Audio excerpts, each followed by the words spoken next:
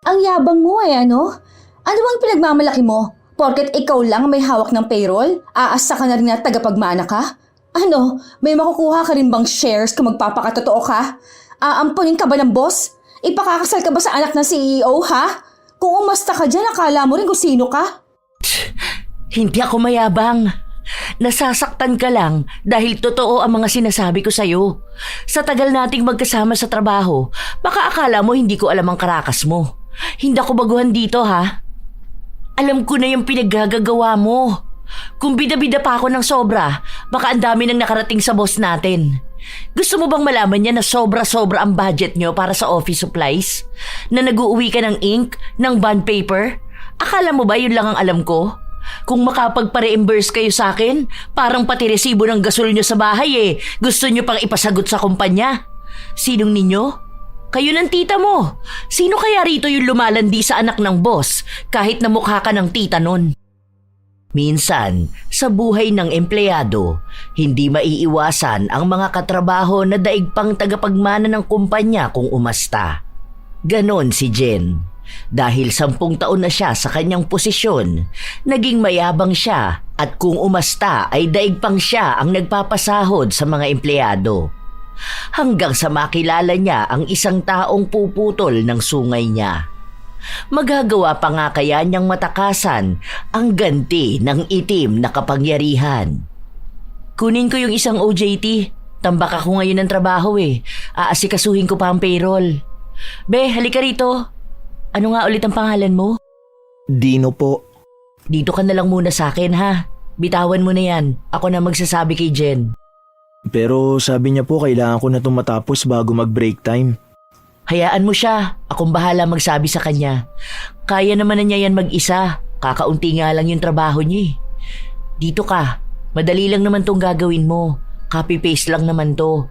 Magpe-payroll pa kasi ako Ilang sandali lang matapos na makalipat ng pwesto si Dino. Dumating naman galing sa pantry si Jen. Isa si Jen sa pinakamatagal na empleyado sa kumpanya. Higit 10 taon na siya roon, habang ang ilan niya mga kasabayan ay matagal nang umalis. Sumunod na pinakamatagal ay si Bernadette, na halos 7 taon na sa kumpanya. Silang dalawa ang hindi magkasundo sa trabaho. Dahil bukod sa magkaiba sila ng ugali, magkaiba rin sila ng pananaw pagdating sa trabaho. Bakit iniwan tong pinapagawa ko? Di ba ang sabi ko tapusin na to bago pa mag-break time? Pinapunta po kasi ako rito ni ma'am na isa, yung sa gumagawa po ng payroll. Si Bernadette? Hayaan mo siya dyan sa trabaho niya. Dito ko sa pinagagawa ko. Sa susunod, kung anong iuutos ko sa'yo, yun lang ang gagawin mo, ha? Kahit na palipatin ka ng department o may ipapagawa silang iba, huwag mo susundin. Ang inuutos ko lang ang susundin mo. Narinig ni Bernadette ang mga salita na yon. Sakto kasi nakalalabas niya lang din sa opisina ng kanyang amo. Anong sinasabi mo na huwag kaming susundin? OJT yan dito. Pwede siya kung saan siya ilalagay. Hindi mo yan pag-aari. Hindi yun pumasok dito para maging alalay mo lang. Ano ka, sinuswerte? Ha? Lahat ng OJT na pumapasok sa company natin, gusto mo maging loyal sa'yo? Aba, ayos ka. Boss ka ba nila? Ha? Ikaw, boss ka rin ba nila? Bakit kinuha mo kahit alam mo naman na may pinagagawa pa, ha? Kaya mo naman kasing gawin yan. Bakit kailangan mo pa ng tulong? Trabaho mo yan Iisa na nga lang ang ginagawa mo, hindi mo pa ba matatapos? Sa akin, tambak ako. Ang dami kong kailangan i-encode tapos inaasikaso ko pa ang payroll. Mamaya kapag late ako nakagawa, anong gagawin mo, ha? Ngangawa ka ng ngangawa na ang tagal ng sahod, di ba? Trabaho mo rin naman yan, di ba? May OJT man o wala, kaya mo dapat gawin yan. Ang simple na nga lang yan hindi mo pa rin matapos. Kung makapagsalita ka sa akin, ha? Ang sabihin mo, naiinggit ka kasi sa akin. Kaya sa halip na akong makatanggap ng tulong, ang gusto mo, ikaw ang makakuha. Para nga naman, hayahay ka lang dyan, di ba? Sasahod ka ng buo habang yung trabaho mo, kalahati lang. Ay, wow! Sino kaya sa atin ang gustong sumahod ng buo habang pakape-kape sa pantry? Aba, alam naman nating lahat na hindi ako yon, no? Huwag ka nga dyan, pabida. Dito ka, hoy. May pinapatapos ako sa'yo. Di ba? Itong atupagin mo. Okay, sige. Pero wag mo ako sisisihin ha kapag late kang makakasahod, okay? Huli kong gagawin ng sayo para yung oras na gagamitin ko, ipapang-encode ko na lang. Sige be, pumunta ka na dun. Hindi na. Bilisan mo na lang dyan. Bukas dito ka sa akin ha. May ipagagawa ako. Dyan ka na lang muna sa pabida na yan. Inis na inis si Jen dahil pakiramdam niya ay nalamangan na naman siya ng katrabaho niya. Ang ilan naman na nakarinig ay natawa na lang. Si Bernadette lang kasi ang may kakayahan na gawin yon kay Jen. Halos lahat kasi sila ay natatakot. Kapag nainis pa naman sa kanila ang katrabaho nila na yon, tiyak ay pag-iinitan sila. Hanggang sa makaabot na sa pinakamataas at sa huli sila lang ang dehado. Dahil ang mas matagal pa rin sa kumpanya ang kakampihan. Habang abala si Bernadette sa ginagawa niya, nagtanong naman ang binata sa kanya. Ma'am, ganun po ba talaga yun? Palagi ba kayong nag-aaway niyan? Naku oo, gusto kasi niyan, ituturing namin siyang boss. Siguro yung iba nasisindak niya pero ako, naku, never mangyayari yun no. Pinalaki akong palaban. Gagalangin ang gumagalang, babastusin ang nambabastos. Kaya hindi yan makapalag kapag ako. Subukan niya magsumbong sa boss namin. Ipaglalaban ko talaga karapatan ko. Kahit magsabunutan pa kami after work, papatulan ko talaga yan. Hindi ko po akalain na may mga ganyan pala talaga sa trabaho. Akala ko parang joke lang yun na nababasa ko sa Facebook. Siguro sa kahit na anong trabaho naman, meron talagang feeling tagapagmana. First job ko rin to, kaya hindi pa ako nakakakilala ng ibang katulad ni Jen. Mayabang yan, kasi yung manager dito ang backer niyan. Ang sabi, yun daw ang nagpasok sa kanya noon. 20 years na dito yung manager na yun. Hindi ko alam kung tita niya ba yun o kaano-ano niya ba. Tapos 10 years na si Jen. Ako naman 7 years na. Hindi ko natanda. Pero nung bago rin ako, pinag-iinitan na ako niyan. Inuutusan ako bumili ng kape nila. Isang beses umalma ako. Hindi naman nakapalag.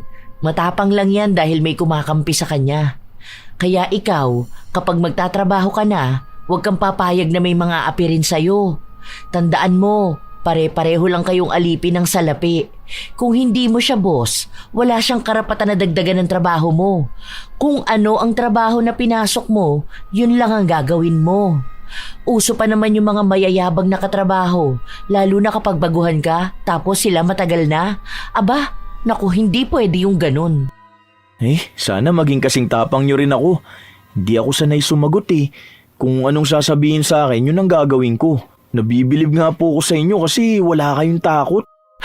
Wala talaga. Kung ako kakalabanin niya, kaya kong kontrolin na magiging sahod niya. Palagi pa naman niyang late pumasok, tapos minsan early out. Tapos talaga siya kapag ako ang nagsumbong sa boss. What if ganun na lang ang gawin mo para manahimik na siya? Saka na lang kapag inis na talaga ako sa kanya. Sa ngayon, hahayaan ko muna siya. Panakot ko rin kasi sa kanya ang computation ng sahod niya. Oh, break time na pala. Uy, sige na, kumain ka na dun. Kayo po. Tara po, sabay na tayo. Hindi na, mamaya na lang ako. Kailangan ko matapos tong payroll bago mag 3 p.m. Sige na, pumunta ka na sa pantry. Okay na ako rito. Sinunod ng binata ang sinabi sa kanya ni Bernadette. Kasabay ni Dino ang iba pang empleyado. Ang iba may kanya-kanyang buhay. Ang iba may katawagan habang kumakain. Ang iba naman pinag-uusapan ang kanilang trabaho at nagbibilang na kung magkano ang sasahuri nila. Habang si Dino naman ay nakatahimik lang sa isang gilid habang kumakain. Ilang saglit pa, pumasok sa loob si Jen. Hoy, boy, kunin mo nga yung food panda ko sa labas. Ngayon na po, ma'am. Malamang, ngayon ko pinapakuha, di ba? Alangan namang mamaya pa. Ngayon nga ang break time. Ngayon ko kakainin yun. May isang nagsabi na kumakain para raw ang tao. Bakit kailangan niya pang utusan? Malapit lang naman ang gate. Pwede namang siya na lang ang kumuha. Kayo bang inuutusan ko, ha? Malamang, siya nga ang OJT dito, di ba? Ano bang kailangan niyang gawin? Di sumunod sa mga utos natin, di ba? Bilisan mo na. Kunin mo na muna yon, nagugutom na ako. Takpan mo na lang yung pagkain mo. Hindi tumanggi si Dino. Kahit na nasa kasarapan siya ng pagkain, inihinto niya yon para lumabas. Ilang lakad lang naman papunta sa gate, pero pagdating niya ron, wala naman ang rider. Ilang minuto pa siyang naghintay. Nagtanong din siya sa gwardya kung may dumaan na ba ron, pero ang sabi sa kanya ay wala pa. Bumalik siya sa loob ng opisina para sabihin yon kay Jen. Ang tagal ko na po dun sa labas, wala naman po. Hanapin mo! Ano ba naman yan? Huwag kang tatanga-tanga. Tingnan mo, baka sa iba nakapark, di ba? Akala ko pa naman dala mo na. Gutom na talaga ako, no? Anong oras na, oh? Matatapos na ang break time. Sige po, check ko na lang dun. Pagbalik ni Dino, wala talagang naghihintay. Naglakad na siya papunta sa gilid pero wala siyang makita. Hanggang sa dumating ang isang rider. Kay Jen po, sir. Ibang pangalan ang sinabi ng rider. Tiningnan niya rin ang iba pang order at wala namang kapangalan ni Jen. Bumalik na naman si Dino sa loob. Hapo siya sa paghinga dahil nagmamadali siya. Ilang minuto na lang kasi ay matatapos na ang kanilang break time at hindi pa rin siya tapos kumain. Ma'am, ibang pangalan naman po yun eh. Ano po bang sabi ng rider? Nasaan daw po ba siya banda? Ano ba naman yan? Hindi mo kasi hanapin doon. Magtanong ka. Matuto ka maglakad-lakad para naman makita mo. Pabalik-balik ka rito, kanina pa ako nagugutom mo. Hanapin mo doon. Ayoko sa lahat yung ganyang katanga, ha? Pagod na ang binata pero wala pa rin siyang ibang nagawa kundi ang sumunod. Ang tagal na niya sa labas. Pati ang kabilang establishmento ay napuntahan na niya. Nagtanong siya sa mga nakikita niyang rider pero wala talaga. Hanggang sa natapos na ang oras ng kanilang break time, bumalik na siya sa opisina. Bakas ang pagod sa kanya at ang gutom. Maya-maya pa, lumapit siya kay Jen. May kinakain na ito. Ma'am, di ko po talaga nakita eh. Alam mo na ba na bawal ang overbreak? O JT ka palang lumalabag ka na sa rules? Inutusan niyo po kung kunin yung pagkain niyo, ma'am. Hindi ko po namalayan ng oras. Yun na nga eh. Next time maging responsable ka, ha? Inutusan nga kita kanina, pero break time pa yon. Hindi mo na ibigay sa akin tapos babalik ka na late ka? Magtrabaho ka na doon. Alam mo, kung ganyan na ugali mo sa trabaho, malamang hindi ka tatagal. Nakaramdam ng inis si Dino. Pakiramdam niya ay nilalaro lang siya ni Jen. Wala naman siguro talaga yung inutos sa kanya. Gusto lang nitong mapahiya siya at hindi matuloy sa pagkain. Bumalik sa pantry ang binata kung saan itinabi niya ang kanyang baunan. Saka siya bumalik sa pwesto niya. Wala roon si Bernadette. Nagpatuloy ang oras, nakakaramdam ng gutom si Dino. Halos isang oras pa ang hihintayin niya bago siya matapos sa trabaho. Pero babiyahe pa siya papunta sa kanilang paaralan, kaya malabo na makakain pa siya. Pamasahe na lang ang natitira sa pera niya, kaya hindi siya makakabili ng pagkain. Ilang sandali pa, dumating si Bernadette. May bitbit itong mga papel at inilapag yun sa gilid ni Dino.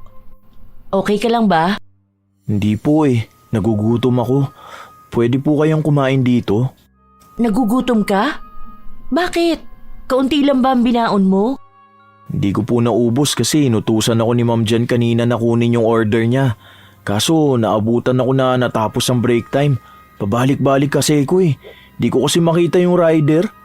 Ay nako, nadali ka ng kasamaan ng babae na yun. Hindi totoo na may order yun. Malamang napagtripan ka lang niya. Sandali, may pinabili akong sandwich dito kanina eh. O eto, kainin mo na muna yan. Mahirap magtrabaho kapag gutom, tapos papasok ka pa mamaya. Sure po ba kayo? Nakakahiya naman po. Hindi pa po yata kayo kumakain eh. Kumain na ako. Namali kasi yan, akala ko isa lang nabili ko, dalawa pala. Sige na, okay lang. Kainin mo na yan. Next time, huwag ka basta-basta susunod sa utos sa'yo niyang demonyita na yan, ha? Pero hindi naman po pwede yun. Kasi baka maapektuhan naman yung performance ko. Paano ko ma-absorb? Di ba po, kayo na ang may sabi na malakas ang kapit ni Ma'am Jen? Mas malapit siya sa trono? Oo nga pala. Pero kung maganda naman ang ginagawa mo, okay lang yan. Ako na lang ang backer mo. Kapag hindi na lang po talaga maganda yung inuutos niya sa akin, yun ang di ko gagawin. Salamat po pala rito sa sandwich ha. Habang lumilipas ang mga araw, salita na nagtatrabaho si Dino sa pagitan lang ni na Bernadette at Jen. May naging usapan na sa susunod na araw ay kay Jen siya.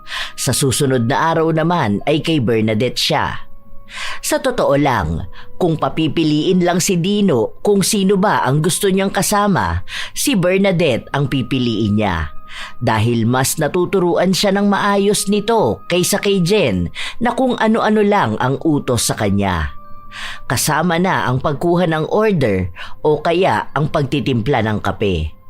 Madalas din na si Dino na ang sumasalo ng trabaho ni Jen. Halos ayaw siyang pauwiin kahit natapos na ang oras niya. Kaya kapag si Jen ang kasama niya, madalas na nahuhuli siyang dumating sa klase. Isang araw, akala nila ay hindi papasok si Jen, kaya tuwang-tuwa si Dino dahil mapupunta siya kay Bernadette. Ma'am, paano po pala kapag ganito? Hindi ko kasi makita yung kasama niya eh. Laktawan mo na lang. Check ko na lang yan, baka sa ibang files na halo. Minsan po ba ma'am, naisip niyo na sana mag-resign na si Ma'am Jen? Oo naman, lalo na nung bago pa lang ako. Tuwang-tuwa ako kapag absent siya Kasi ang payapa ng buhay ko rito. Ang tahimik ng office. Tingnan mo, walang madaldal. Walang bigla na lang kakanta tapos magagalit kapag pinagsabihan mo. Sana wag na siyang pumasok kasi pati ako na-stress sa kanya eh. Sana mag-apply na lang siya sa ibang company. Ay, yan ang malabo. Hindi niyan kaya sa ibang company dahil baka doon pa siya makahanap ng katapat niya. Mamaya may mas matapang pa sa kanya, di ba? Alam niya ang kalakaran. Kahit pa 10 years experience siya, hindi siya sasantuhin ng iba. Kasi, i-consider pa rin na baguhan siya. So, baka siyang maging utusan. Wala rin siyang kapit. Kaya ayaw niyang umalis dito. Dahil kahit absent siya tapos walang paalam, okay lang. Naku, madalas pa yang late. Pansin ko nga po na late siya eh. Buti hindi siya nagkakaroon ng memo, no? Hindi po ba siya nangihinayang sa bawas sa sahod niya? Sabi mo nga, di ba, malapit siya sa trono. Malamang mamamagic ang mga late niya. May ipagtatanggol yan ng backer niya. Pero kapag usapang sahod na, hindi naman ako papayag na hindi siya kakaltasan. Ano siya? Sinuswerte? Kahit gusto niyang ipaalis ang late niya, aba, hindi ako papayag, no? Habang nag-uusap ang dalawa, bigla namang dumating si Jen. Kalmado lang siya. Mabagal kumilos na para bang yun ang oras ng pasok niya. Half day ang ilalagay ko rito ha. Anong half day? Ang lupit mo ha? Bakit? Nasa rules natin yun, di ba? Halos 3 oras ka na kayang late. May ginawa ako. Utos naman yun ng manager. Anong ginawa mo? Kailangan ko yung ebidensya na utos nga yan at may kinalaman sa trabaho. Bigla ang training ba yan? Nasa ng certificate? Dahil kung sa personal nyo lang yan, hindi nasakop ng kumpanya. Susundin ko kung ano ang rules. Half day ka. Hindi ako half day. Bakit kailangan ko pang sabihin sa'yo kung anong ginawa ko, ha? May kinalaman yun sa trabaho. Hindi ko obligasyon na patunayan lahat ng bagay. Ayos ka pala. Papasok ka ng late tapos gusto mong hindi late ang ilalagay sa'yo?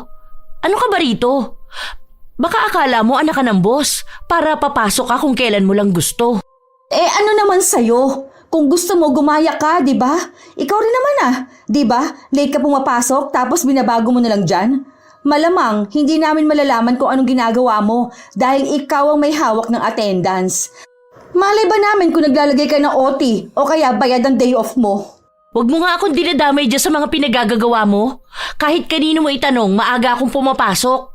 Kapag late ako, nagpapakatotoo ako. May makakita man o wala, inilalagay ko kung ano ang totoo. Ay, wow! Bayani ka pala ng kumpanya. Baka gusto mo rin magkaroon ng award sa December, ha? Patas lang ako sa lahat, hindi katulad mo. Basta, magkakaalaman talaga tayo kapag nilagay mo dyan na half day ako. Makakarating sa tita ko to. Aba, kahit magsumbong ka pa sa ninuno mo, kahit magsama-sama pa kayo ng buong angkan mo, wala akong pakialam sa inyo. Kung ano ang totoo mong pinasok, yun ang gagawin ko. Tauhan ka lang sa kumpanya, Jen. Tandaan mo, wala kang 50% share sa kumpanya. Matagal ka lang nagtatrabaho rito pero hindi ka ganun kahalaga. Basic lang yung trabaho mo. Kaya yan ng fresh graduate. Baka nga mas magagaling pa sila kaysa sa'yo eh. Baka akala mo irreplaceable ka. Baka akala mo kapag nawala ka, ikakabagsak ng kumpanya. Ang yabang mo no? Ano bang yung pinagmamalaki mo? Porket ikaw lang ang may hawak ng payroll, aasta ka na rin na tagapagmana? Ano, may makukuha ka rin bang shares kung magpapakatotoo ka? Aampunin ka ba ng boss? Ipakakasal ka ba sa anak ng CEO, ha? Kung umasta ka dyan, akala mo rin kung sino ka eh. Hindi ako mayabang. Nasasaktan ka lang dahil totoo ang mga sinasabi ko sa'yo. Sa tagal nating magkasama sa trabaho, baka akala mo hindi ko alam ang karakas mo. Hindi ako baguhan dito, ha? Alam ko na yung pinaggagawa mo. Kung bida-bida pa ako ng sobra, baka ang dami nang nakarating sa boss natin. Gusto mo bang malaman niya na sobra-sobra ang budget nyo para sa office supplies? Na nag-uuwi ka ng ink, ng bond paper? Akala mo ba yun lang ang alam ko? Kung makapagpa-reimburse kayo sa akin, parang pati resibo ng gasol nyo sa bahay gusto nyo pang ipasagot sa kumpanya. Sinong ninyo? Kayo ng tita mo. Sino kaya rito yung lumalandi sa anak ng boss kahit na mukha ka ng tita nun? Aba, huwag mo kaming pagbibintangan ng ganyan ha. Hoy, para sabihin ko sa'yo, may pambayad kami ng mga gastusin sa bahay. May ebidensya ka ba na nag-uuwi ako ng ink? Sige, kung gusto mo tara, pag-usapan natin yan sa office ni boss. Okay, sige. Tara na, para magkaalaman na tayo. Oh, ngayon naatras ka, di ba? Kasi takot ka. Duwag ka talaga. Alam mo, maganda ang mood ko nung pumasok ako. Pero ngayon, sirang-sira na dahil sa'yo punyeta kang babae ka. Aba, talagang masisira ang mood mo. Maganda rin ang mood namin kanina bago ka dumating. Mas punyeta ka. Mas tumatapang ka ngayon Sinasabi ko sa'yo, may araw ka rin. Hindi ako papayag na babastusin lang ako ng sino man. Napupuno ng tensyon ang buong opisina dahil sa awayan ng dalawa. Inaawat na sila ng iba nilang kasama dahil nakakaistorbo na rin ang kanilang sigawan. Hindi ngumiti si Jen buong maghapon. Maingay rin ang pagtipa niya ng keyboard para ipadama sa lahat ang nararamdaman niyang inis. Wala namang pakialam sa kanya si Bernadette dahil kaya namang niyang magtrabaho kahit na maingay. Ilang araw na ang lumipas, ganun pa rin ang asta ni Jen. Hanggang sa dumating ang araw ng sahod. Ano to? Bakit ganito lang ang sinahod ko? Bakit? Ilang araw lang ba ang pinasok mo? Di ba may 2 kang absent, 1 half day, tapos ilang late at undertime? Oh, kailan ako nag-undertime? Wala akong matandaan Sakto lahat ng oras ko. Ang bilis mo naman makalimot. Di ba lumabas ka ng 3 p.m. noon? Ang sabi mo bibili ka lang ng office supplies, tapos hindi ka na bumalik? Anong tingin mo dun? Hindi na ako nakabalik noon dahil traffic na. Nagsabi ako sa GC, di ba? Ayusin mo yan. Ha? Paano ka na traffic? Dyan lang ang mall, lalakarin lang. At yung pinadala mong picture, hindi naman dito yun. Wala ka rin namang dinala na supplies kinabukasan. Hindi ka rin nagpa-reimburse, di ba? Hindi pwede yan. Ayusin mong sahod ko. Pabida ka talaga kahit kailan. Akala mo naman sa sahod mo galing ang pinapasahod sa atin. Hindi ba nga ang sabi mo na empleyado lang tayong lahat? Oh, bakit kung umasta ka ngayon akala mo galing sa savings mo ang sahod? Concerned lang ako sa company at unfair yun sa amin. Nung nakaraan, di ba, may sakit si Joshua. Gusto niya mag-undertime pero ayaw mo dahil kesyo marami pang trabaho na kailangang asikasuhin. Kahit sobrang sama na ng pakiramdam niya, tinapos niya ang oras.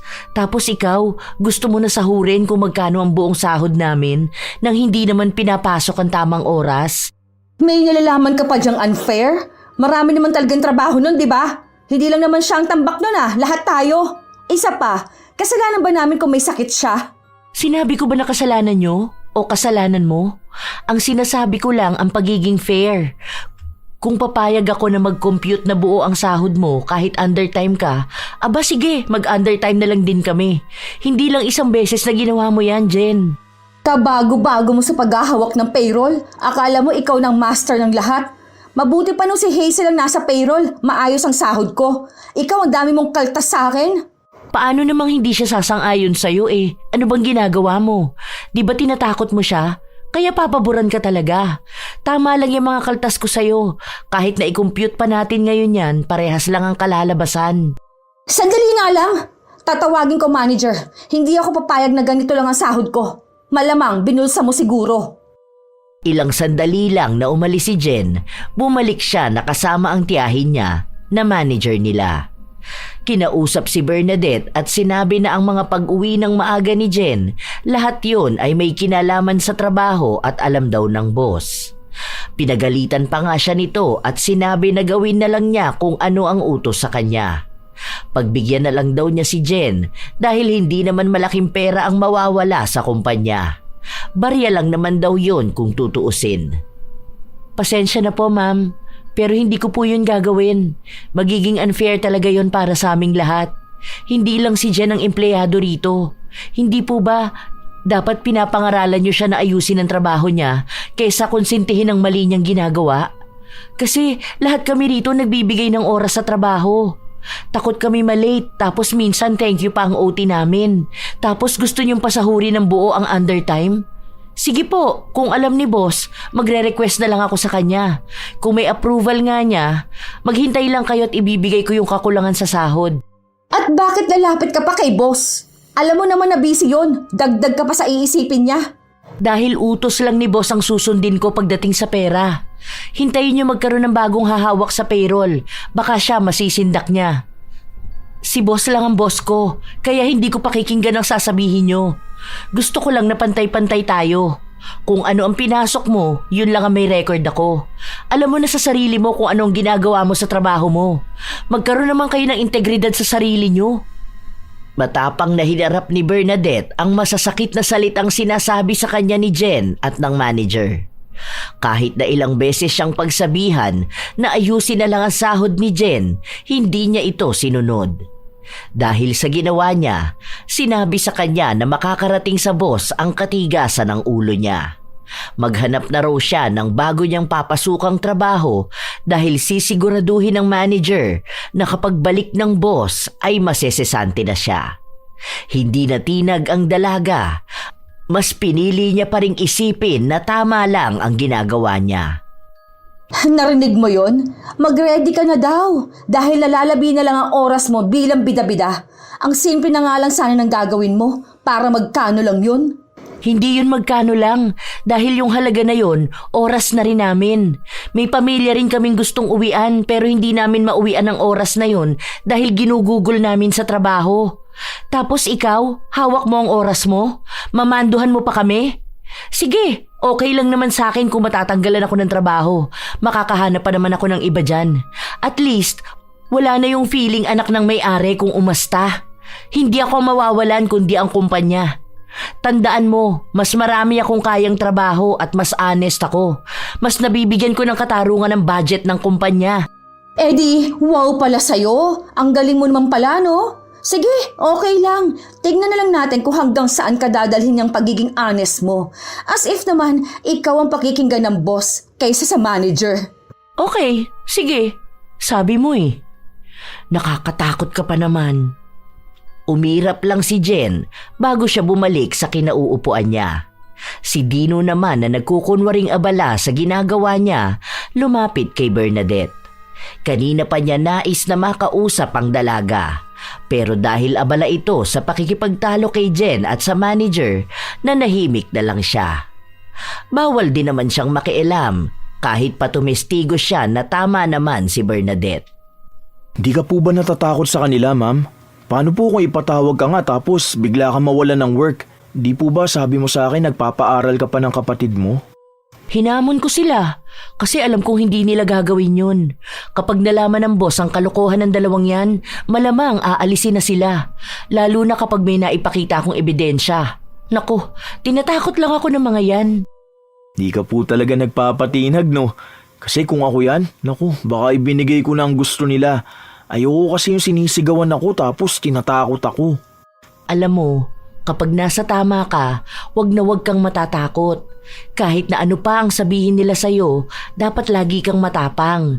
Kasi nagiging matapang lang sila kapag nakikita nilang duwag ang kalaban nila. Tingnan mo, may nagawa ba sila? Wala naman, di ba?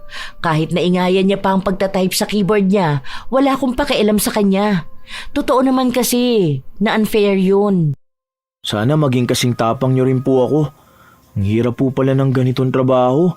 Di ko akalain na ang dami palang kalukuhan na nagaganap. Paano pa kaya yung mga hindi honest na humahawak ng budget ng company, no? May mga kurakot din pala sa ganito. Oo, isa ang accounting sa may malaking responsibilidad sa company. Kapag nagsimula ang kalokohan sa akin, malamang madali nang mamamanipula ang lahat. Pwede akong kumupit sa pera ng kumpanya, gawang ko lang ng fake reports. Dati nga meron pang ghost employee rito. Imagine, lagi pa kamong OT. Tapos malalaman namin yung sahod ng mga yon napupunta sa mga magkakasabwat. Tinanggal na yung mga yon. Dapat nga kasama si Jen pero naipagtanggol ng manager. O talaga po? May ganun po ba? Grabe naman na yung pagnanakaw sa company. Kawawa din naman yung boss. Mukhang mabait naman po ang boss dito ah. Sa totoo lang, mabait naman talaga si boss. Palagi lang siyang busy. Kaya ang pinagkakatiwalaan niya rito ay yung mga taong matatagal na. Dapat nga si Jen ang hahawak dito pero sa akin napunta kasi wala siyang alam. Literal na wala talagang ibang alam yan. Ayaw niya kasing matuto. Huy, hindi to panira Nagsasabi ako ng totoo. Ayaw niya kasi ng bagong kaalaman. Gusto niya yan lang, madali lang ang gagawin. Nagagalit kasi yan kapag uutusan mo. Pansin ko nga po yun. Gusto ko pa naman sana dito sa company. Kaso natatakot naman ako. Malay mo, ikaw na hahawak nitong posisyon ko. Hindi naman talaga sakop ng trabaho ko to Pinahawak lang sa akin dahil ako lang ang may alam ng ganito. Basta, kailangan maging matapang ka. Huwag kang papasindak. Huwag ka ring magpapasilaw. Sa totoo lang, kaya mo talagang makakuha ng malaking pera. Lalo pat ikaw may kakayahan mag-request ng budget. Naku, kung masamang tao ako, kukupitan ko talaga yan. Kaso ayoko. Ayoko sa lahat yung nanlalamang ako ng tao. Kahit pa sabihin nila na masama akong tao kasi maldita ako at prangka, okay lang. Mas kilala ko naman ang sarili ko Nagkaroon ng motibasyon si Dino na pangarapin na makapagtrabaho sa kumpanyang yun hanggang sa nagkatotoo nga. Pagkatapos niyang makagraduate, pinasimula na siya kaagad.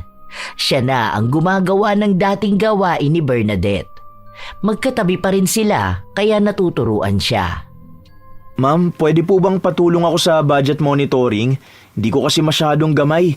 Ngayon lang din ako gagawa nito Sige, pero wait lang ha. Ihing-ihi na talaga ako Babalikan kita, open mo na muna yung files. 3 yan ha. Nagmamadaling umalis si Bernadette, habang ang binata naman ay nakatutok lang sa kanyang laptop. Ilang sandali pa, dumaan sa likuran niya si Jen. Hindi ito napansin ni Dino. Nakita niya lang ito noong sinadya ni Jen na banggain ang balikat niya. May kailangan ka po ba, ma'am? Kabisado mo na ba yan? Hindi pa po gaano pero malapit na. Katabi ko naman po si Ma'am Bernadette. May pare-reimburse ako sa'yo ha. Akin na po yung resibo para isabay ko na mamaya. Magpapasa rin kasi ako ng report. Pero wag mo na ipapaalam kay Bernadette. Utos to ng manager. Kung ayaw mo mawala ng trabaho, gawin mo na lang. Wag mong susubukan na magsabi niya sa bida-bida mong katabi ha. Dahil sinasabi ko sa'yo, sa oras na hindi ma-reimburse ito, ikaw ang mananagot. Kapag natanggal ka sa trabaho na to, may kakayahan ng manager na magbigay ng bad records sa'yo. Mahihirapan ka makahanap ng trabaho. Ikaw rin ang mahihirapan dahil nakasalalay rito ang ikagaganda ng karir mo. Huwag ka mag-alala. Maliit lang naman to. Huwag mo lang ipapaalam kahit kanino. Gawin mo na lang. Safe ka sa trabaho na to. Huwag mo lang kaming kakalabanin. Hindi maikakaila na nakakaramdam ng takot si Dino. Sa mga tingin at salita ng pagbabanta ni Jen, alam ng binata na maaaring totohanin nito ang sinasabi niya. Natatakot siya na baka maapektuhan ang trabaho niya at ang kanyang kinabukasan. Mahirap lang ang pamilya ni Dino kaya malaking bagay para sa kanya na magkaroon kaagad ng trabaho. Kung masisira ang record niya, baka mas lalo silang mabaon sa kahirapan. Maaaring hindi na siya makapasok sa iba pang magandang kumpanya. Gusto niyang maging matapang katulad ni Bernadette. Pero paano niya gagawin yun kung baguhan lang siya at wala siyang maipagmamalaki? Ginawa ni Dino ang utos sa kanya kahit nalabag sa kalooban niya.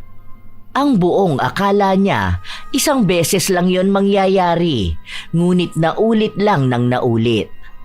Isang hapon, bago matapos ang kanilang trabaho, inabangan ni Jen ang binata na pumasok sa pantry para doon niya ito makausap ukol sa panibago niyang hiling. Ma'am, masyado na yung malaki. Huwag naman ganyan. Baka makwestiyon na ako niyan eh. Gawad mo ng paraan. Ano, ako pa bang dapat magturo sa'yo? Ilang beses natin nagawa yan ah. Dapat alam mo na kung paano lulusutan. Ikaw ang may hawak ng report. Ikaw lang ang may kakayahan na manipulahin yon. Hindi naman nahahalata ng kahit na sino, di ba? Ang dami mong nirereklamo. Ang dami nyo naman na pong nakuha, di ba? Pati nga sa attendance nyo, nababago ko na eh. Baka mahalata naman na ako ni Ma'am Bernadette. Hindi yan. Hanggat hindi mo sinasabi sa kanya ang ginagawa mo, hindi niya malalaman. Tingnan mo, 2 months na natin itong ginagawa ah. May napuna ba siya? Dahil kung may napuna yan, malamang sa malamang kukuda ng kukuda yan. Kaso tahimik siya, di ba? Ayoko na po, ma'am. Hindi ko na talaga kaya kapag ganyan. Nakukonsensya na ako eh. Ang dami ko na agad mali na nagawa. Ang unfair ko na ngayon. Kasi kayo kahit ang dami nyong kulang na oras, inaayos ko na ang attendance nyo. Tapos sobra na yung budget para sa office supplies kahit na wala naman kayong binibili. Kung ano-ano na lang ang nire-reimburse ko para lang maibalik yung pera na hindi naman ginastos para sa company. Natatakot ka? Sige, mag-resign ka na kung gusto mo. Sinisigurado ko sa'yo wala kang mapapasukang magandang trabaho. Kapag may bagong company na pag-a-applyan mo at tinawagan kami, sisiguraduhin ko sa'yo na masasama lang ang sasabihin namin para hindi ka kaagad makahanap ng trabaho. Ewan ko kung hindi mamuti ang mga mata ng pamilya mo sa kagutuman. Habang pinagbabantaan ni Jen ang binata, sakto naman na pumasok si Bernadette. Kukuha lang dapat siya ng tubig pero pansin niya na malalim ang pinag-uusapan ng dalawa. Anong nangyayari? Wala kang pakialam. May tinatanong lang ako sa kanya. Hindi ka naman kasali sa usapan. Bakit ka nagtatanong? Yun na nga eh. Hindi kasi ako kasali sa usapan kaya nga ako nagtatanong. Para kasing natatakot si Dino. Baka naman kasi tinatakot mo. Hindi lang basta tanong. Wala ka na dun. Pati ba naman buhay na ibang tao kailangan pang pakialaman? Ay, makalabas na nga. Sumunod na ring lumabas si Dino. Hindi siya mapakali. Kung ano-ano na ang mga gamit na natatabig niya. Dahil magkatabi lang sila ni Bernadette, napansin kaagad ang maling kinikilos niya. Kahit na hindi niya aminin, alam nito na may pinagagawa si Jen. Hindi ko alam kung anong inuutos niya pero wag mong gawin. Wala naman po. Naku, Dino. Kung may sinasabi silang hindi sila pinanganak kahapon, ako naman, hindi ako na-hire kahapon. Sa tagal namin magkasama ni Jen, alam ko na ang galawan yan. Kung paano siya tumingin kapag may kailangan siya.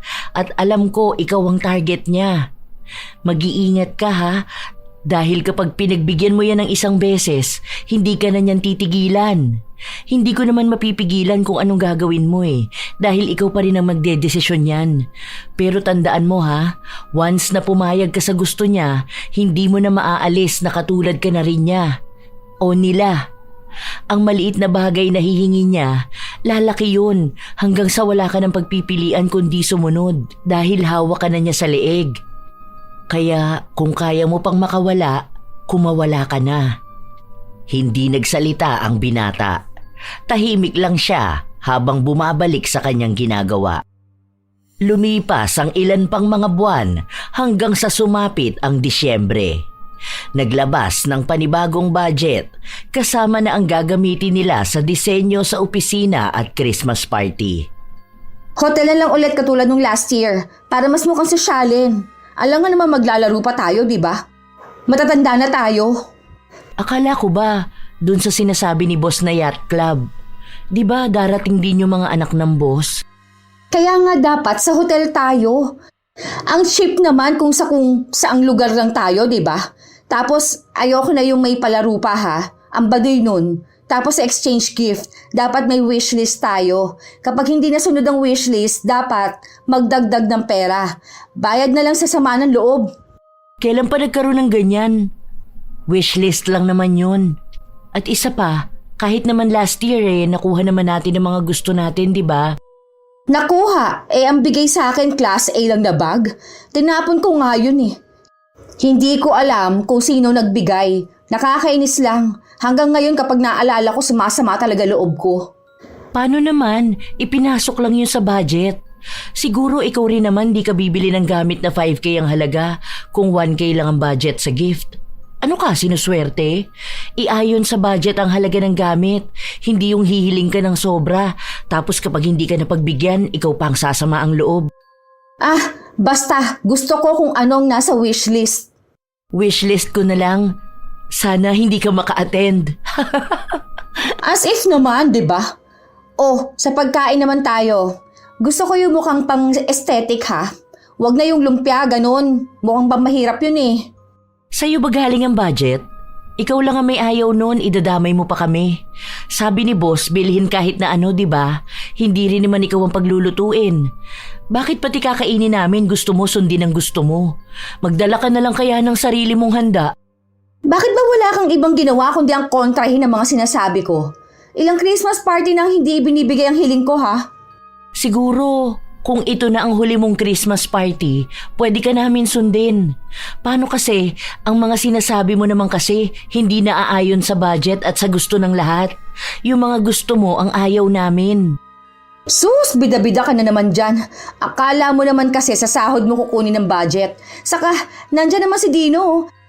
Carry na niya mag-request mas malaki pa. Oo nga pala, bukas bibili ako ng design para dito sa office ha. Baka sabihin mo na naman late akong papasok. Hindi na kumibo pa si Bernadette. Habang nagpapatuloy ang trabaho nila, may inabot na namang resibo si Jen sa binata. Hindi na nagtaka si Dino. Sinunod na lang niya ang pagbibigay ng pera. Nasanay na si Jen na pinagbibigyan siya, kaya sa tuwing tatanggi ang binata, inaaway niya ito. Sa totoo lang, nadadalian lang naman si Dino sa kanyang trabaho. Ang mahirap sa kanya ay kung paano nga ba niya pakikisamahan ang kanyang katrabaho. Dumating ang pagkakataon na gusto na niyang mag-resign pero iniisip niya ang kanyang pamilya. Nag-aaral pa ang mga kapatid niya. Gusto na rin niyang patigilin ang kanyang ina na magtrabaho dahil matanda na ito. Isang araw, hindi nakapasok sa trabaho si Bernadette at iyon ang sinamantala ni Jen para mas makalapit pa sa binata. Ma'am, kaka-request lang natin ng pera. Masyadong malaki na po ito. 100,000 na to. Hindi ko na ito malulusutan kung sakali. Baka dito na malaman ng boss na may katiwalian dito. Ayoko madamay. Anong ayaw mong madamay? Una palang damay ka na. Sige na, gawin mo na lang. Hayaan mo, kapag nakuha ko yan, bibigyan kita ng pera. Manager na rin naman ang may utos niyan. Gusto mo bang tawagin ko siya ngayon? Huwag na po, ayoko na. Nakukonsensya na ako. Ang hirap nitong pinapagawa mo. Ang sabi sa akin, 1,000,000 ang budget na binigay, di ba? Sa bonus yun ng mga empleyado, ma'am. Hindi ko pwedeng pakialaman ng pera na yun dahil nakapag-report na ako dun. Ano ba naman na gumawa ka ng paraan, di ba? Kailangan ko ng pera ngayon. Kung hindi mo magagawa ng paraan, sinasabi ko sa'yo, magpapasko ka ng walang trabaho. Hindi na naghintay pa ng sagot si Jen. Agad siyang umalis at pagbalik niya ay kasama na niya ang manager. Kinausap nito si Dino at sinabi na kung hindi niya mapagbibigyan ang hiling ni Jen, sisiguraduhin daw nito na mawawala na siya ng trabaho agad-agad. Ang dami ring pagbabanta na sinabi sa kanya. Pero pinilit ni Dino na lakasan ang kanyang loob, kaya tumanggi siya. Ilang araw pa ang lumipas, hindi na siya makatulog ng maayos. Palaging may bumabagabag sa kanya. Hanggang sa minsan siyang nagkasakit, 2 araw bago ang Christmas party nila. Hindi siya nakapasok. Hindi rin siya nakapagsabi dahil sa sobrang sama ng pakiramdam niya, hindi na siya makahawak ng cellphone. Kinabukasan, masama pa rin ang pakiramdam niya pero pinilit niyang pumasok. Nakasabay niya pa si Jen na maglakad papasok sa opisina. Oh, bakit pumasok ka pa? Tanggal ka na sa trabaho ah. May sakit ako kahapon, di lang ako nakapagsabi. Hanggang ngayon naman may sakit pa rin ako, pinilit ko lang talaga. May dala kang medical certificate? Hindi ako nakalabas kahapon dahil sobrang sama nga po ng pakiramdam ko. Makakakuha pa po ba ako kung makapag-inform lang na absent ako, hindi ko pa kaya? Hindi ka special sa company ha. Kabago-bago mo palang sumusuway ka na sa rules. Ewan ko kung hindi ka mabigyan ng warning or baka diretso termination ka na. Ikaw kasi kung sana sinusunod mo lang ang utos namin sa'yo, hindi ka sana mahihirapan mag-isip kung may trabaho ka pa pagpasok mo, 'di ba? Ang tigas kasi ng ulo mo Ayoko naman bawasan ng bonus sa mga empleyado para lang may maibigay sa inyo, ma'am. Sana naman po yun ang intindihin nyo.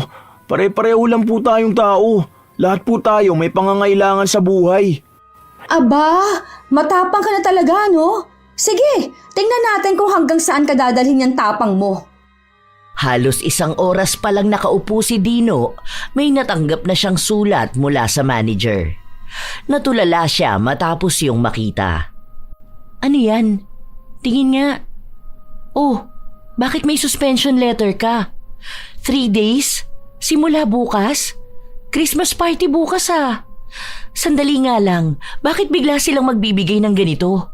Kahapon ka lang naman absent, diba? Dahil may sakit ka? Hayaan mo na lang po, ma'am. Okay lang po. Hindi rin naman po ako sasama bukas.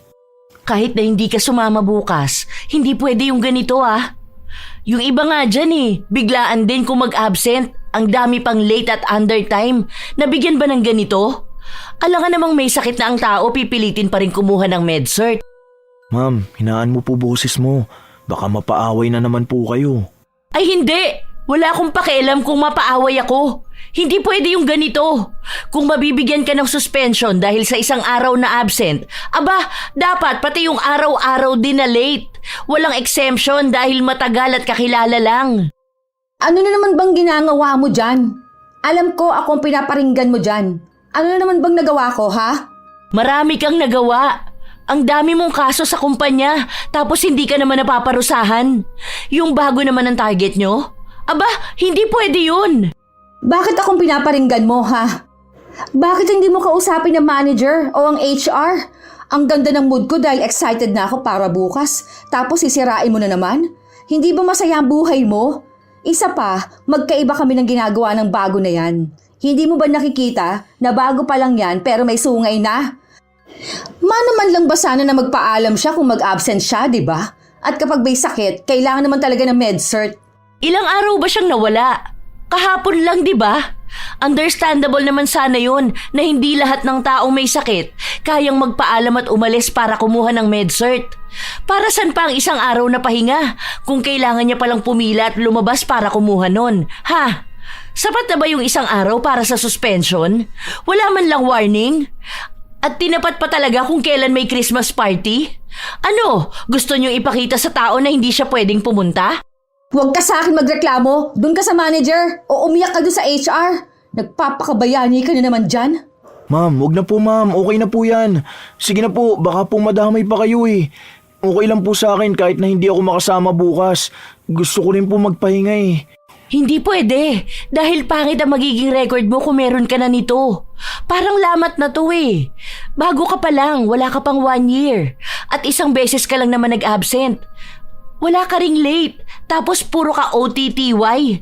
Lahat tayo may karapatan. Hindi porket bago ka at bata ka pa, kakayan-kayanin ka lang nila. Huwag ka magpapatalo. Lahat tayo rito binabayaran para magtrabaho.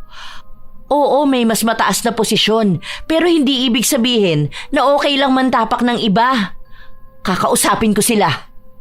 Kahit na ilang beses pang pakiusapan ni Dino, nahayaan na lang, hindi pumayag ang dalaga. Alam niya ang pakay ni na Jen kaya nila ginigipit si Dino. Nung una ay ayaw siyang kausapin ng manager.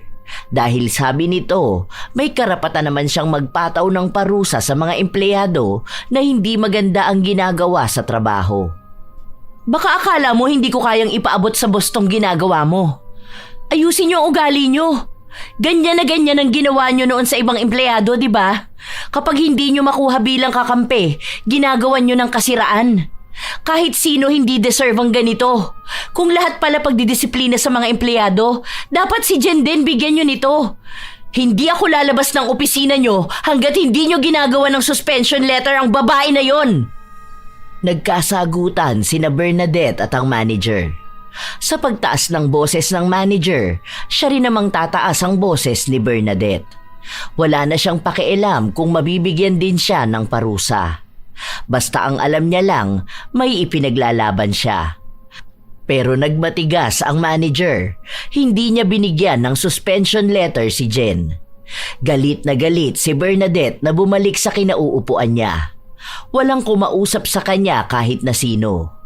Maging si Dino, yun ang unang beses niyang nakita na ganun kagalit si Bernadette. Bago mag-uwian, doon lang medyo kumalma ang dalaga. Pagkakataon na nakita ni Dino para humingi ng tawad. Ma'am, sorry po talaga. Dapat po hindi na kayo nakipagtalo eh. Hayaan nyo na lang po. Baka po mag-resign na lang din po ako. Baka hindi na lang ako papasok kapag tapos po nitong suspension ko. Bakit? Akala ko bang sabi mo kailangan ng pamilya mo ng pera? Mag-New Year pa oh. Ikaw lang ang may trabaho sa inyo. Yung tatay mo nagagamot pa, di ba? Yung nanay mo naman matanda na, kaya gusto mo sana sa bahay na lang siya. Tapos yung mga kapatid mo nag-aaral pa. Baka po kasi hindi ako para sa ganitong trabaho, ma'am. Sa totoo lang po, magandang experience dito kasi may natututunan po talaga ako. Tapos mabait din naman ang boss. Malaki po ang sahod kumpara naman sa ibang kumpanya. Kaso po, sobrang hirap, ma'am eh. Hindi ko po kaya yung makipaglaban sa mas mataas sa akin. Kasi po, isang pagkakamali ko lang hahanapan na nila ako ng butas. Hahanap na lang po ako ng ibang trabaho. Gagawan ko na lang po ng paraan. Nakaka-stress po eh. Sa totoo lang po, kaya ako nagkasakit kasi ilang linggo na ako hindi makatulog na maayos. Alam niyo po yung excited naman sana ako magtrabaho. Kaso feeling ko ang toxic nang nangyayari. Lalo na po ang init ng mata nila sa akin. Hindi ko po kaya. Hindi ko po maipaliwanag kung ano ba to pero alam ko lang sobrang bigat sa pakiramdam. Sorry kung yan ang napagdaraanan mo. Sa totoo lang, ang daming mga katulad mong sumuko magtrabaho rito dahil kay Jen at sa manager. Sayang ang potential mo. Ang sipag mo pa naman. Kita ko ang dedikasyon mo sa work. Mahal mo ang trabaho mo. Kaso, naiintindihan ko rin naman na mahirap talaga ang ganitong klaseng work environment. Hindi ko naman pwedeng sabihin na kayanin mo na lang kasi nakaya naman namin. Kung mas makakabuti para sa mental health mo rin ang pag-alis sa toxic workplace, then go. Pero kung tingin mo kaya mo pa kahit paano, stay. Salamat po, ma'am. Ikaw po talaga ang isa sa motivation ko kung bakit po ako nandito. Sana po makaya ko rin maging matapang katulad mo. Habang 3 araw na suspended si Dino, doon niya pinag-isipang mabuti kung aalis na ba siya sa trabaho. Sinubukan niyang tumingin ng trabaho na pwede niyang mapasukan. May nakikita naman siya, kaso mababa ang sahod dahil nasa probinsya sila. Kung gusto naman niyang kahit paano ay mataas, luluwas pa siya sa syudad. Pero hindi niya pwedeng gawin yon, lalo pat kailangan siya sa bahay nila. Ayaw niya ring basta iwan ang mga magulang niya. Nakausap niya ang ilan sa mga kakilala at kaibigan niya. Ang iba sa kanila wala pang trabaho dahil nahihirapan maghanap. Sumabay naman na kailangan ng kapatid niya ng pera sa susunod na taon para sa pag-aaral nito. Ang ibig sabihin ay hindi pa rin siya aalis sa trabaho niya. Kailangan niyang isaalang-alang ang kanyang pamilya bago ang kanyang sarili. Kahit na hindi niya alam kung kakayanin niya pa bang pakisamahan si Jen, lalo na't napatunayan niya kung gaano nga ba ito kalakas sa nasa mataas na posisyon sa kumpanya. Natapos ang 3 araw na suspension ng binata. Bumalik siya sa trabaho, pero pakiramdam niya ay naninibago siya. Nahihiya na siyang makihalubilo sa lahat. Ang unang bumati sa kanya ay si Jen. Uy, ayos! Pumasok ka pa talaga? 3 days suspension lang naman po, ma'am. O ngayon, alam mo nang ibig sabihin nun. Siguro naman sa 3 araw na yon nakapag-isip ka na ng maayos, ano? Siguro naman, alam mo na kung paanong sumunod. Warning pa lang yan. Dahil sa susunod, mawawalan ka na ng trabaho. Masisiraan ka pa ng career. Kung ako kasi sa'yo, sunod ka na lang eh.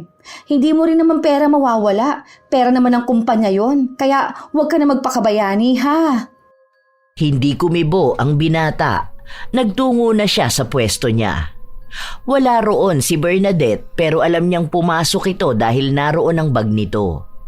Ilang sandali pa, dumating na rin si Bernadette. Oh, buti naman pumasok ka. Sabi ko na eh. Ito may dala ko para sa'yo. Wait lang, saang drawer ko ba nilagay? Ayun. Oh, para sa'yo. Ano po to, ma'am? Nakuha ko yan nung Christmas party. Lahat tayo may ganyan, tag-iisa. Ingatan mo yan ha, pinaglaban ko pa yan kay Jen dahil gusto niyang kunin kasi wala ka naman daw. 'Di ba, pati gift ng boss, sugapang kumuha kahit hindi kanya. Salamat po, mama. Naisip niyo pa ako. Sa'yo naman kasi talaga yan. O sige na, work na tayo. Marami pang kailangan isubmit na report bago magpasko para masaya ang Pasko natin. Hanggang sa nagpalit na ng taon, naroon pa rin si Dino. Nagpapatuloy siya sa kanyang trabaho. Pinipilit at ginigipit pa rin siya ni Jen at ng manager. Sinasabi sa kanya na mag-iingat siya dahil isang pagkakamali lang na magagawa niya, tiyak na mawawalan siya ng trabaho. Natatakot si Dino pero pinipilit niyang magpakatatag hanggang sa hindi na talaga niya kinaya. May mga pangungutya na rin kasi siyang nakukuha mula kay Jen. Hirap na siyang pumasok sa araw-araw dahil bukod sa kahirapan ng buhay na nilalabanan niya, sumasabay pa ang problema niya kina Jen. Ayaw niyang umalis sa trabaho kaya isa na lang ang naisip niyang paraan. Lumapit siya sa kakilala niyang mangkukulam para pagawaan ng ritual ang manager at si Jen. Pero sinabi sa kanya na iisa lang muna ang pwede. Kaya ang inuna niya ay si Jen dahil ito ang madalas na manggulo sa kanya. Isang araw lang ang lumipas pagkatapos niyang magparitual, umepekto na kaagad ito. 3 araw hindi pumasok si Jen at ang paalam sa kanila ay natapilok ito at namamaga ang paa. Ang peaceful ng office talaga kapag wala si Ma'am Jen. Papasok pa kaya yun? Ewan ko sa babae na yun. Sana wag na. Hindi, biro lang. Ewan ko, wala naman akong balita sa kanya dahil hindi naman kami nag-uusap nun. Siguro kung matatagalan siya bago pumasok, baka matanggal na siya sa trabaho. 3 days na siyang wala yung trabaho niya natatambak na. Kaso, papayag naman ba yung manager na hindi na yun makakapasok? Yun na nga. Siguro, kukuha sila na pwedeng pumalit. Kinausap ako ng manager kanina. Gusto niyang wag kong ilagay na absent si Ma'am Jen. Gagawa niya po yata ng report na naka-work from home. Huwag mong susundin. Ang kapal ng mukha nila. Work from home. Pero si Jessie ang gumagawa ng report niya. Huwag ganun. Anong wino-work from home niya? Tatanga-tanga ba naman kasi siya maglakad Ang hilig kasi magtakong. Ayun, nakarma na yata kaya natapilok. Hayaan mo sila. Unfair yun sa atin. Ikaw nga 1 araw lang may sakit pagpasok mo, suspension pa ang binigay sa'yo. Siya 3 days na gusto pang sumahod. Ang laki ng ambag niya sa kumpanya. Nang dumating ang araw ng sahod, nagalit si Jen matapos niyang makita na hindi bayad ang 3 araw niyang hindi ipinasok sa trabaho. Nagreklamo siya sa manager at ipinatawag si Dino. Pero iisa lang ang sagot ni Dino, hindi pwedeng sumahod ang hindi naman nagtatrabaho. Tumatapang ka na ngayon? May ipagmamalaki ka na ba ha? Tandaan mo, isang pagkakamali mo lang, pwede ka nang matanggal sa trabaho mo. Kaya kung gusto mo pang magstay, makinig ka sa inuutos sa'yo. Hindi naman ako mawawalan ng trabaho as long as ginagawa ko na maayos ang utos sa akin ni boss. Hindi kayo ang boss. Alam mo, bagay sa'yo na namamagayang pa mo Nabubulok na yan, katulad ng ugali mo. Nahawa ka na sa Bernadette na yon. Parehas kayong bastos. Sabi po sa akin ni Ma'am Bernadette, dapat ginagalang ang taong gumagalang, hindi nababase sa edad, estado o posisyon. Dahil ang taong gustong galangin, dapat marunong gumalang. Sige po, break time na kasi. Kakain na ako. Sa paglipas pa ng ilan pang mga linggo, lumala ang nangyari sa paa ni Jen. Nagkaroon yun ng bukol at lumaki. Dahil nahihirapan siyang maglakad, kinailangan pa niyang gumamit ng wheelchair. Naging malaki ang epekto noon sa kanyang trabaho at pang-araw-araw na buhay. Kinakausap na rin siya ng mga nakatataas at sinabi sa kanya na kung hindi na talaga niya kaya ay pwede naman na siyang umalis sa trabaho. Pero nagmamatigas siya. Ayaw niyang bumitaw sa kanyang posisyon. Isang araw, break time, habang ang lahat ay nasa pantry, biglang inutusan ni Jen si Dino na kunin ang order niya sa labas. Dahil kasi simula lang kumain ng binata, tumanggi siya. At talagang matigas na ang ulo mo? Kunin mo yon. Ma'am, siguro naman po nakakabastos po kung papalabasin niyo ako ng kumakain pa ako. Anong gusto mo? Magutom ako? Ma'am, hindi niyo po ako personal assistant. Hindi po ako utusan ha. Kung maayos po sana kayo nakikisuyo sa akin, baka po mapag-isipan ko pa na kunin. Pero kung makapag-utos kayo sa akin, daig niyo pa nanay ko eh. Hindi niyo po ako alipin ha, ipapaalala ko lang sana. Wala akong pakialam. Bilisan mo na, nagugutom na ako. Kanina ko pa gustong kumain eh. Buwisit to. Ang dami mo pang sinasabi dyan. Sino ka ba sa inaakala mo ha? Nagmamatigas at nagmamayabang ka dyan sa akin? Baka akala mo kasing tagal na kita rito. Tama naman siya, Jen. Hindi mo naman siya utusan para ganyan ka magsalita. Mano man lang sana na makiusap ka, di ba? Ikaw ang may kailangan sa kanya. Isipin mo, may nangyayari na nga sa'yo, ganyan pa rin kasama ang ugali mo. Huwag kang sumabat kung hindi naman ikaw ang kinakausap ko ha. Ma'am, ikaw na lang po ang kumuha. Kumakain ako. Or kung mapapaghintay niyo po yung rider, kukunin ko mamaya kapag natapos ako. Galit na galit si Jen. Pinagmumura niya rin si Dino na ayaw makinig sa kanya. Simula nung magkasakit si Jen, naging mainitin palalo ang kanyang ulo. Kung sino-sino na lang ang inaaway niya. May nakasagutan pa siya at sinabi sa kanya na kung hindi siya mananahimik ay sisipain nito ang kanyang paa. Lumala pa ang nangyari kay Jen. Naapektuhan na rin ang kanyang kalusugan. Madalas na siyang hindi nakakapasok sa trabaho dahil nilalagnat siya o kaya ay umaatake ng sobrang kirot ang kanyang paa. Hanggang sa isang araw, may bagong empleyado na dumating. Ayun, sakto may bagong empleyado. Lagyan mo nga to ng tubig. Kuha ka sa pantry. Huwag yung malamig ha. Hindi siya na-hire para maging personal assistant mo. Oh, inggit ka na naman. Sa sobrang pagpapahalaga sa akin ni boss, nag-hire siya ng tao na mag-aalaga sa akin dito sa opisina. Alam ko naman na noon pa man malaki na ang inggit na nararamdaman mo sa akin. 'Di ba? Siya yung papalit sa'yo. I-endorse mo na lang sa kanya ang work mo. At sino nagsabi? Hindi ako aalisin dito. Si Sir Rick ang nagsabi sa akin kanina.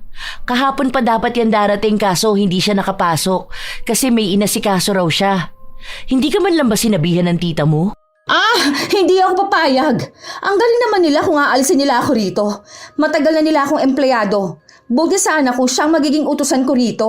Pero yung papalitan niya ako, hindi ako papayag Halatang baguhan lang to. Anong alam niya sa trabaho ko? Mas marami naman akong naiambag sa 10 taon ko rito, ano? Ay, hindi pwede tong ganito. Ano ka, CEO, para magkaroon ng assistant? Bakit pa sila magbabayad ng bagong tao para tulungan ka kung pwede ka namang palitan? Hindi matanggap ni Jen ang mga naririnig niya. Inaway niya rin ang bagong empleyado at pinagsabihan ito na huwag pakialaman ang trabaho niya. Hindi tuloy mawari ng bago kung ano ang gagawin niya, kaya pinatawag na lang ni Bernadette ang manager para ito na ang magsabi kay Jen. Noong una, dinadaan pa sa masinsinang usapan si Jen. Pero nung galit na siya at isinumbat na niya lahat sa kanyang tiyahin, nagtalo sila. Hanggang sa sinabi nito na hindi na siya kayang ipaglaban pa. Malulugi raw ang kumpanya at ang dami ng nakarating na reklamo sa may-ari. Lalo pa kapag hindi nakakapasok si Jen at ibang empleyado ang gumagawa ng trabaho niya. Halos magwala si Jen sa loob ng opisina, ngunit wala pa rin siyang nagawa. Nagdesisyon na ang nasa itaas kaya hindi na yon kaya pang pigilan ng kanyang tiyahin. Hindi na siya kaya pang pagtakpan dahil nakikita na rin namang may sakit siya. Babalik ako sa kumpanya na to. Sinasabi ko sa inyong lahat. Kapag ako gumaling at nakabalik, ikaw na babae ka, yari ka sa akin. Inagawan mo pa ako ng posisyon. Buisit ka! Nakatahimik lang ang bago. Halatang nagulat siya sa inasta ni Jen. Wala naman siyang kasalanan. Ang alam niya lang ay nakapasa siya sa interview. Matapos nun ay sinabihan na siya na magsisimula na siya sa trabaho. Kinabukasan, nagpumilit pa rin si Jen na pumasok sa opisina. Pero hindi siya pinapasok ng gwardya. Wala na ang kanyang ID at opisyal na siyang tanggal sa trabaho. Sinabi sa kanya na kahit na maghapon pa siya sa opisina, hindi na siya pasasahurin pa. Hay, ano kaya nangyayari dyan kay Jen, ano? Minsan naaawa na ako sa kanya, kaso naman mas lalo siyang naging toxic. Pansin mo ba? Tingnan mo ang yabang niya. Ang hilig pang magwala dyan sa labas. Hindi man lang ba siya naaawa sa sarili niya? Tingnan mo, ang laki ng paa niya. Kung simpleng tapilok lang yan, dapat gagaling pa siya, no? Baka may sakit siya, di kaya? Baka karma na rin yan, ma'am. Kasi di ba sobrang yabang niya at ang dami niyang kasalanan sa mga tao. Hindi lang sa'yo, hindi lang sa akin, pati na rin dun sa iba na nasira ang mental health dahil sa kagagawan niya. Ginigipit niya kasi yung mga tao eh. Tapos may sakit na siyang ganyan, hindi pa siya nagpapakabait. Hindi nagbago ang ugali niya, di ba? Sa bagay, tama ka nga naman dyan. Ang dami kasi niyang kasalanan eh. Naalala ko noon may binuli yan bagong employee na kumunti ka na magpakamatay. Mabuti na lang naging okay na. Sobrang lala niyan talaga kahit noon pa. Mas lumala lang ngayon. Hindi niya matanggap na ganun lang din siya kayang palitan. Akala niya kasi panghabang buhay na siya sa kanyang trabaho. Hindi niya alam, lahat naman tayo kayang palitan. Lalo na ngayon, ang daming mga mas bata pa na may potensyal na mas maging magaling. Ang tatalino pa naman ng mga kabataan ngayon, ang bilis turuan. Kahit halos 1 buwan na ang nakalipas, simula nung nawalan ng trabaho si Jen, pabalik-balik siya sa kumpanya. Hindi para makiusap na magtrabaho, kundi ang mag-isa siyang magprotesta sa labas ng kumpanya.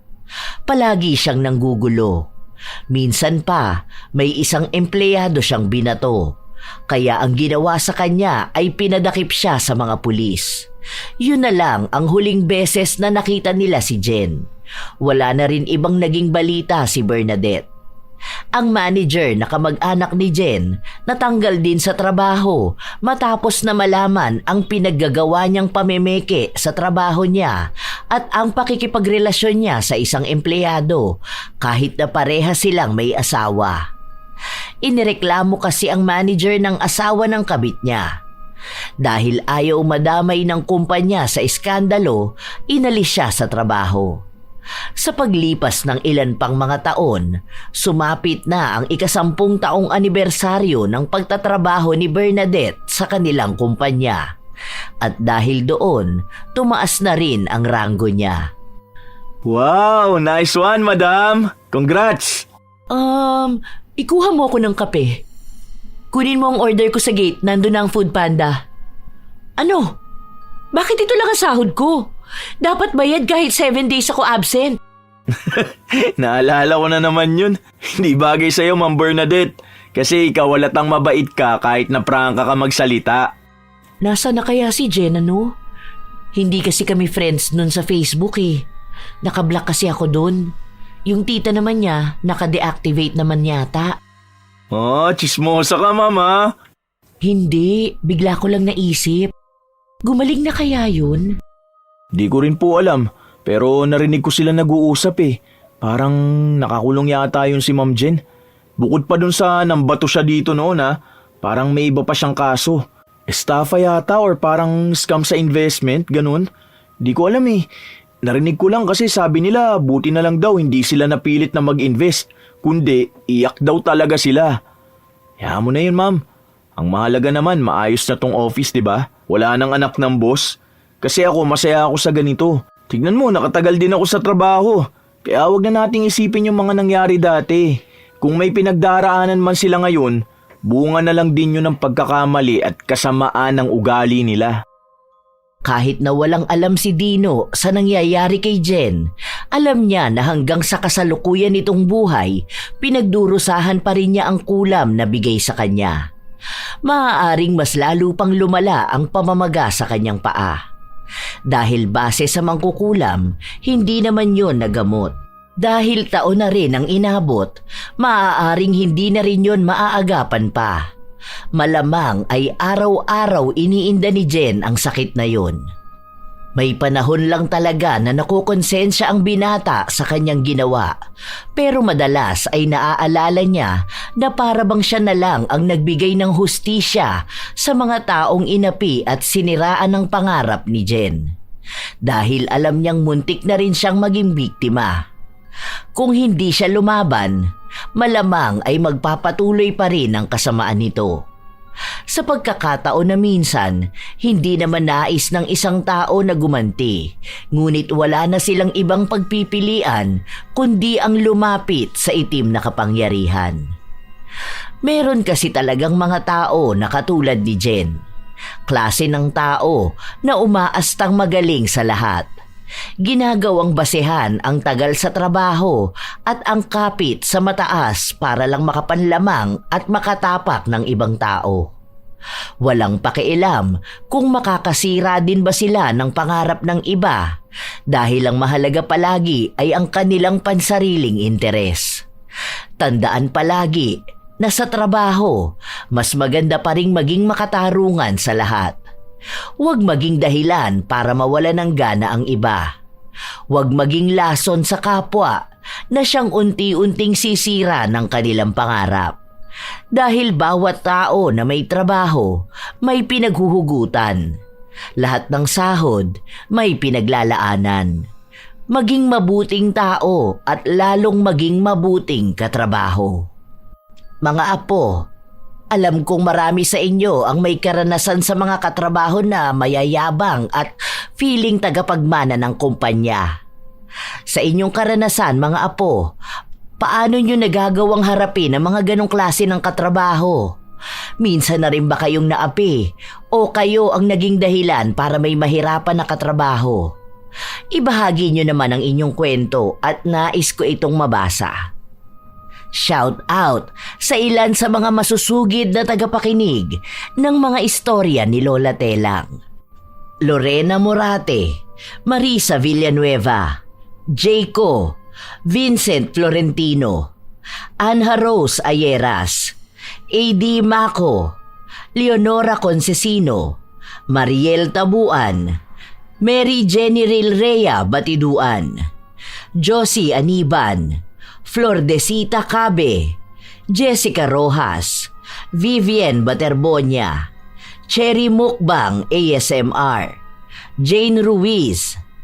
Shout out din sa inyo, May Pinon, Joy Pabulayan, Elizabeth Hardenil at sa kanyang asawa na si Kitab Umar ng Toyo Company, Japan, Sheren Solero Masagka, Darlene Tatoy, Nashti 28, Malia Torres, Corazon Kakalda, Chambu Diday, Hayashi J. Megan, Ami Pakana, Jerilyn Byron, Petronila Balyelos, Jenny V. Suko, Abigail.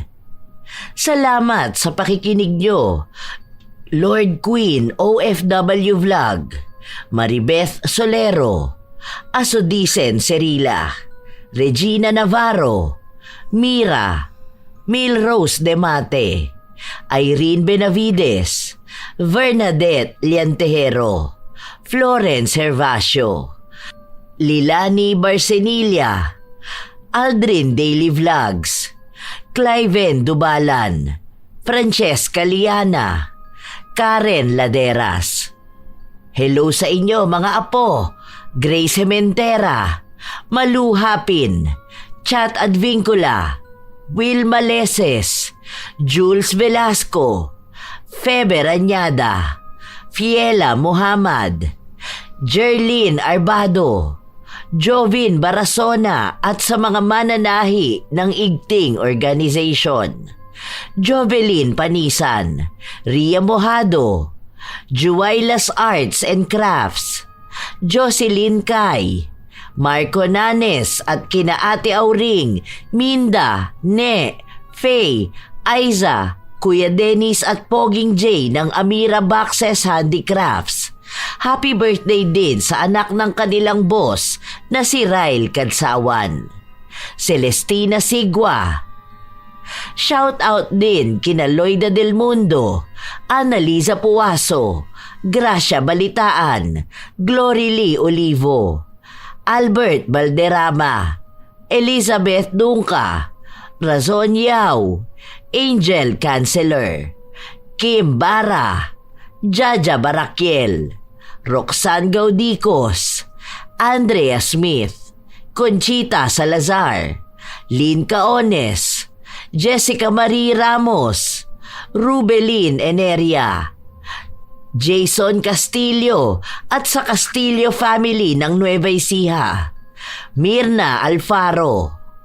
Shout out sa mga apo kong sina Sydney Crosswind, Supladang Pasaway, Lovely Rose Roa at Princess Rain Roa Alawami, Kimpoy Feliciano, Hazel Fiesta, Marie the Lightworker, Gia Gigi, Francisco Neng, Jeremy Saranillo Francisco, Matt Sarol, Mel Santarita, Esteli Reyes at sa Reyes family ng Marikina City, AJ Chua, Vicky Yabut, Roy Lacandalo, Josefina Fuelias, Cherry May Libiran, Mike James Tapak, Leonisa Cobo, Jenny Suzuki, Raquel Hasegawa, Maria Lee Nakagawa, Lynn Hasegawa, Elise Padilla, Lydia Lopez, Gemstone Claro, Lance MBB, Rosalina Bugayong, Ami Yong, Ami Bug, Angelina Ignacio, sa buong Team Manok ng Amsik Angeles City, Pampanga, kay Ray Galedo at sa Galedo family ng Kabuyaw, Laguna. At advanced happy birthday kay Lurian Vitalicio sa September 18. Ito ang inyong Lola Telang at maraming salamat sa lagi niyong pakikinig mga apo.